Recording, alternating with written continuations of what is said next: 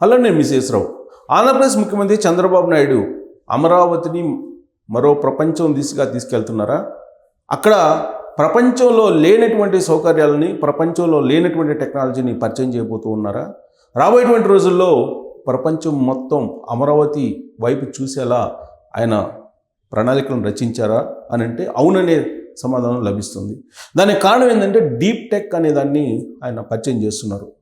దాదాపు 25 సంవత్సరాల క్రితం హైటెక్ అనేటువంటి పదాన్ని పరిచయం చేసినటువంటి చంద్రబాబు నాయుడు గారు ఇప్పుడు డీప్ టెక్ అనేటువంటి దిశగా వెళ్తూ ఉన్నారు. దానికి అమరావతి కేంద్రం కాబోతోంది. అమరావతిని రాబోయేటువంటి రోజుల్లో ప్రపంచం పట్టంలో నెంబర్ 1గా నిలపాలనేది ఆయన యొక్క ఆలోచన. అందుకే 2029 విజన్, 2047 విజన్ ఆయన తయారు చేశారు. ప్రజల్లోకి తీసుకెళ్తున్నారు. ప్రజల్లో చర్చ పెట్టడానికి ప్రయత్నం చేస్తున్నారు. ఒకప్పుడు 25 సంవత్సరాల క్రితం హైటెక్ అన్నప్పుడు ఆయన చూసి అందరూ నవ్వారు. ఆ రోజున ఆయన ఏదైతే విజన్ను తయారు చేశారో ఆ విజన్కి సమాంతరంగా ప్రజలు నడవలేకపోయారు. అందుకే ఆయన 2004 సంవత్సరంలో అధికారాన్ని కోల్పోయారనేది తెలుగుదేశం పార్టీ, చంద్రబాబు నాయుడు గురించి బాగా తెలిసినటువంటి వాళ్ళు అభిప్రాయం. అయితే ఇప్పుడున్నటువంటి సమాజం సాంకేతికతతోటి పరిగెడుతూ ఉంది.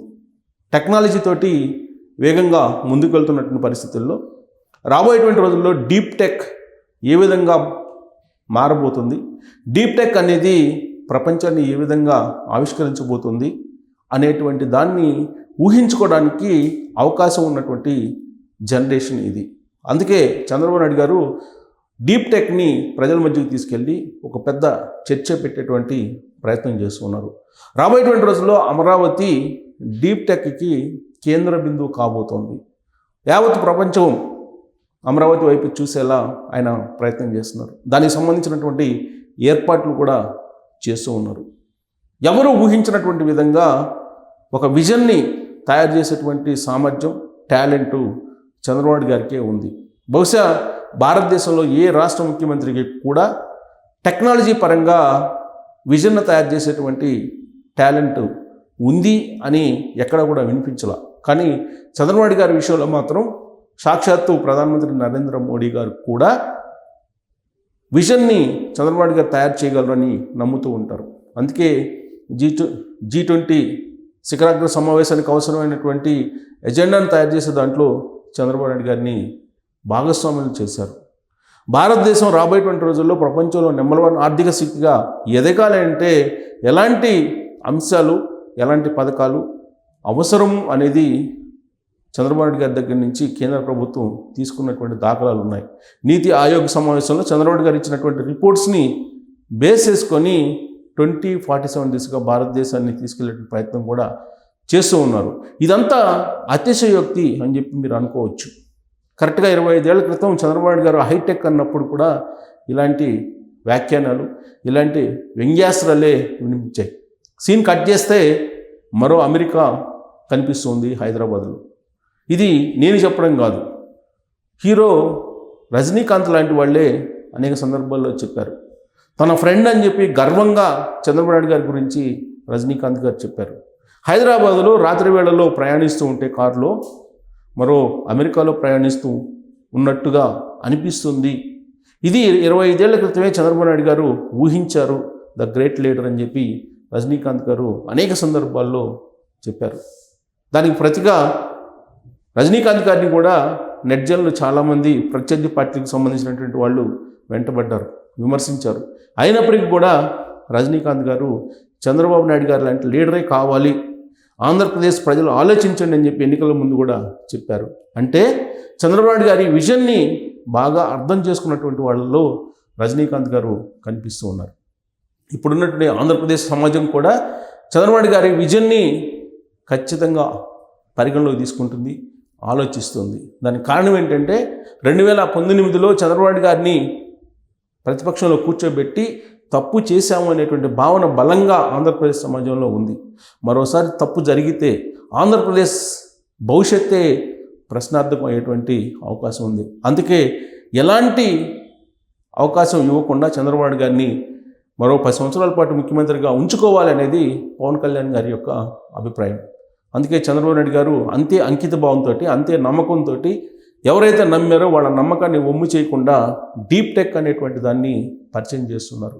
ఇంతకీ ఆ డీప్ టెక్ ఏంటి, ఆ డీప్ టెక్కి అనుగుణంగా అక్కడున్నటువంటి యూత్ని ఏ విధంగా ఆంధ్రప్రదేశ్ ప్రభుత్వం తీసుకెళ్తుంది అనే దాని మీద విశ్లేషణ చేసుకునేటువంటి ప్రయత్నం చేద్దాం. డీప్ టెక్ సాంకేతికత పైన చంద్రబాబు గారు ఫోకస్ పెట్టారు. ప్రతి వేదిక మీద కూడా ఈ డీప్ టెక్ అనేటువంటి పదాన్ని ఉపయోగిస్తూ ఉన్నారు. ఆ డీప్ టెక్ అంటే ఏంటి అనే దాని మీద కాన్సన్ట్రేషన్ చేసేలా ప్రస్తుతం ఉన్నటువంటి యువతను ఆయన తీసుకెళ్తున్నారు. It's very simple. Deep tech ఇప్పుడున్నటువంటి పరిస్థితుల్లో హైటెక్ అంటే టెక్నాలజీకి, ఇన్ఫర్మేషన్ టెక్నాలజీకి నెక్స్ట్ లెవెల్ డీప్ టెక్. ఆ డీప్ టెక్లో ప్రస్తుతం ఏఐ అది ప్రపంచాన్ని ఇప్పుడు మార్చబోతుంది. Artificial intelligence, machine learning, VR, graphic టెక్నాలజీకు ప్రోత్సాహం ఇవ్వబోతూ ఉన్నారు. డేటా అనాలిసిస్, బ్లాక్ చైన్ ఇలాంటి వాటితోటి మాడ్యూల్స్ తోటి రాబోయేటువంటి రోజుల్లో హైటెక్ కాస్త డీప్ టెక్ కాబోతుంది. దానికి ఖచ్చితంగా యూత్ కనెక్ట్ కావాలి, ఆ దిశగా తర్ఫీదు పొందాలి అనేది ఆయన ఆలోచన. అందుకే చెప్తున్నారు. సో అమరావతిలో డీప్ టెక్ హబ్ నిర్మాణం చేయబోతూ ఉన్నారు. ఆ హబ్ నిర్మాణం అయితే కనుక అక్కడ యువతని ఆకర్షించి యువతకి డీప్ టెక్ మీద అవసరమైనటువంటి నైపుణ్యాన్ని కల్పించేటువంటి ప్రయత్నం ఇప్పుడు ఆంధ్రప్రదేశ్ ప్రభుత్వం చేయబోతుంది. అమరావతిలో డీప్ టెక్ నిర్మాణం పూర్తయితే అక్కడ డీప్ టెక్కి సంబంధించినటువంటి టెక్నాలజీకి సంబంధించినటువంటి అంశాలన్నింటినీ కూడా ట్రైనింగ్ ఇవ్వబోతున్నారు. ఇక రాష్ట్రంలో అందుకే స్కిల్ సెన్స్ ప్రారంభించింది ఆంధ్రప్రదేశ్ ప్రభుత్వం. ప్రస్తుతం విద్యాశాఖ, ఐటీ, ఎలక్ట్రానిక్స్ మంత్రిత్వ శాఖను లోకేష్ నిర్వహిస్తున్నారు. లోకేష్ గారు స్టాన్ఫర్డ్ యూనివర్సిటీలో అమెరికాలో చదివి ఆ తర్వాత వరల్డ్ బ్యాంక్లో కొన్ని రోజులు పనిచేసి వచ్చారు. ఆయనకి ప్రపంచంలో మార్పులు ఏం జరగబోతున్నాయి, విద్యా వ్యవస్థ ఎలా ఉండాలి, భవిష్యత్తులో ప్రపంచంతో పోటీ పడాలంటే ఆంధ్రప్రదేశ్ యువత ఎలాంటి ఎడ్యుకేషన్ అందుకోవాలి అనే దాని మీద పూర్తి అవగాహన ఆయనకుంది. అందుకే స్కిల్ సెన్సెస్ ప్రవేశపెట్టాడు. స్కిల్ సెన్సెస్ రాష్ట్రంలో కొనసాగుతుంది. మంగళగిరిలో పైలట్ ప్రాజెక్టుగా స్కిల్ సెన్సెస్ను తీసుకున్నారు. బహుశా ఏ రాష్ట్ర ప్రభుత్వం కూడా ఇప్పటివరకు స్కిల్ సెన్సెస్ తీయలేదు. జనరల్గా పాపులేషన్కి సంబంధించినటువంటి లెక్కలు తీస్తూ ఉంటారు, కానీ స్కిల్ సెన్సెస్ అంటే నైపుణ్య గణన తెలుగులో.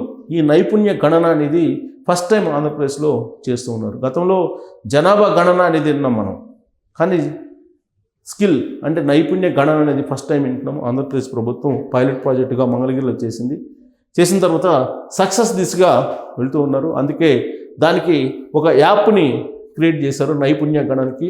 ఆ యాప్ ద్వారా యూత్కి సంబంధించినటువంటి టాలెంట్ ఎవరికి ఏది ఉంది అనేది ఇమీడియట్గా ఐడెంటిఫై చేసేటువంటి వెసులుబాటు ఉంది. ఆ యాప్ని ప్రపంచవ్యాప్తంగా ఎలాంటి కార్పొరేట్ కంపెనీలు ఉద్యోగాలను ఇస్తూ ఉన్నాయి, ఎలాంటి నైపుణ్యం ఉన్నటువంటి వాళ్ళకి ఎలాంటి ఉద్యోగాలు వస్తున్నాయి అనే దానికి అనుసంధానం చేసి రాబోయేటువంటి రోజుల్లో నిరుద్యోగతను తగ్గించి ఉద్యోగాలు కల్పించేటువంటి ప్రయత్నం లోకేష్ చేస్తూ ఉన్నారు. గ్రామ సచివాలయ ఉద్యోగులు స్కిల్ డెవలప్మెంట్ డిపార్ట్మెంట్ ఎంప్లాయీస్తో సర్వే, గ్రామ వార్డు సచివాలయాలు ఉన్నాయి, వాళ్ళతో కలిసి ఈ స్కిల్ డెవలప్మెంట్కి సంబంధించినటువంటి ఎంప్లాయీస్ సంయుక్తంగా అక్కడ స్కిల్ సర్వేని చేస్తూ ఉన్నారు. 675 మంది ప్రస్తుతం ఎలిమినేటర్ల ద్వారా 1,60,000 కుటుంబాలకు సర్వే చేస్తూ ఉన్నారు. ఇది ఒక పెద్ద బృహత్తర కార్యక్రమం. దాంట్లో స్కిల్ అనేది బయటికి తీసి ఆ స్కిల్కి తగిన విధంగా ఉపాధి అవకాశాలు కల్పించేటువంటి ఒక వినూత్నమైనటువంటి కార్యక్రమం ఆంధ్రప్రదేశ్లో జరుగుతోంది. 18 నుంచి 40 ఏళ్ల వయసు వ్యక్తుల విద్యార్హతలు, ఎంప్లాయ్మెంట్ స్టేటస్, తర్వాత నైపుణ్య వివరాల సేకరణ ఇవన్నీ చేస్తున్నాయి. గతంలో ఇలాంటి ప్రయత్నం ఎక్కడ కూడా జరగలేదు. ఆంధ్రప్రదేశ్లో కానీ లేదా ఏ రాష్ట్ర ప్రభుత్వంలో గతంలో కోడ్ ఎంప్లాయ్మెంట్ ఎక్స్చేంజ్ అని ఉండేది. దాంట్లో ఎవరైనా సరే డిగ్రీ పూర్తి చేయగానే వెంటనే నమోదు చేసుకునేవాళ్ళు. కానీ ఇప్పుడు ఆ సిస్టమ్ లేదు, పోయింది. ప్రైవేటీకరణ వచ్చిన తర్వాత ప్రైవేట్ జాబ్స్ వైపు పరుగులు పెడుతున్నప్పుడు ఎంప్లాయ్మెంట్ ఎక్స్చేంజ్కి ఎవరు వెళ్ళట్లేదు. ఇప్పుడు 18 నుంచి 40 ఏళ్ళ వయసు మధ్య ఉన్నటువంటి వాళ్ళకి ఈ మొత్తం విద్యార్హత, నైపుణ్యం వీటన్నిటిని కూడా చేసి సర్టిఫికేట్స్ని అప్లోడ్ చేస్తూ ఉన్నారు యాప్లో.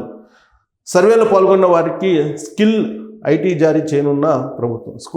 స్కిల్కి తగిన విధంగా ఐటీ జాబ్స్ చేయాలంటే ఐటీ జాబ్స్, బిజినెస్లో స్కిల్స్ ఉంటే బిజినెస్కి సంబంధించినటువంటి జాబ్స్, లేదు వ్యవసాయ రంగంలో అనుభవం ఉంటే వ్యవసాయ రంగానికి సంబంధించినటువంటి జాబ్స్ క్రియేట్ చేయడానికి ప్రయత్నం చేస్తుంది. స్కిల్ ఐడి ద్వారా ఒక ఐడి ఇస్తున్నారు. ప్రతి ఒక్కరికి స్కిల్ ఐడెంటిఫై చేసి వాళ్ళ సర్టిఫికేట్లు తీసుకొని వాళ్ళకి ఏ స్కిల్ ఉంది ఐడీలు ఇస్తున్నారు. అంటే ఐటీలో ఉంటే ఒక ఐడి, ఎలక్ట్రానిక్స్లో ఉంటే మరొక ఐడి, లేదు కార్పెంటరీలో ఉంటే ఒక ఐడి, లేదు వ్యవసాయ రంగంలో ఉంటే మరొక ఐడి, ఇలా ఒక ప్రొఫెషన్ వైజ్ ఒక ఐడీలు ఇస్తున్నారు, ఒక్కొక్కరికి ఒక్కొక్క ఐడి. సో ఆ ID unique ID. So unique ID ద్వారా మొత్తం ప్రపంచవ్యాప్తంగా కూడా వీళ్ళు ఉపాధి అవకాశాలు పొందేటువంటి అవకాశం ఉంది. రాష్ట్ర వ్యాప్తంగా 50,000 మంది ఎన్యూమరేటర్లు శిక్షణ తీసుకుంటున్నారు. రాష్ట్ర వ్యాప్తంగా కూడా ప్రస్తుతం పైలట్ ప్రాజెక్ట్ నడుస్తుంది. 50,000 మంది ఎన్యూమరేటర్ల ద్వారా ఈ మొత్తం స్కిల్ సెన్సెస్ పూర్తి చేసి రాబోయేటువంటి రోజుల్లో డీప్ టెక్ దిశగా మొత్తం ఆంధ్రప్రదేశ్ సమాజాన్ని, ఆంధ్రప్రదేశ్ యూత్ని నడిపించడం ద్వారా ప్రపంచంలోనే ఆంధ్రప్రదేశ్ యూత్ సత్తా ఏందనేది నిరూపించాలనేటువంటి దిశగా అటు చంద్రబాబు నాయుడు గారు, ఇటు లోకేష్ గారు వెళ్తున్నటువంటి సందర్భంగా ఇది రాబోయేటువంటి రోజుల్లో ఎలాంటి మిరాకిల్స్ని సృష్టించబోతుంది, ఎలాంటి మిరాకిల్స్ని క్రియేట్ చేయబోతుంది అనేది కామెంట్ రూపంలో మీ అభిప్రాయాన్ని తెలియజేయచ్చు. Thank you very much.